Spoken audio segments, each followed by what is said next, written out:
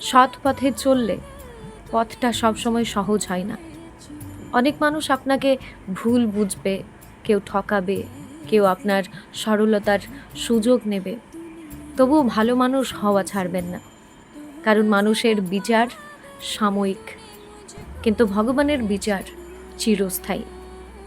আজ যে মানুষটা আপনাকে কাঁদিয়ে চলে গেছে, তার জন্য নিজের জীবন নষ্ট করবেন না। মনে রাখবেন, ভগবান কাউকে আপনার জীবন থেকে সরিয়ে দিলে তার পেছনে কোনো না কোনো শিক্ষা থাকে। হারানোর কষ্টের মধ্যেও ভগবান নতুন পথ দেখান। শুধু বিশ্বাস রাখুন।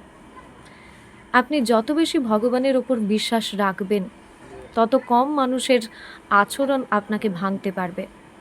মানুষ বদলাবে, সম্পর্ক বদলাবে, সময় বদলাবে, কিন্তু ভগবানের আশ্রয় কখনো বদলাবে না। তাই শত কষ্টের মধ্যেও বলুন, হে ভগবান, আমি আপনাকে বিশ্বাস করি।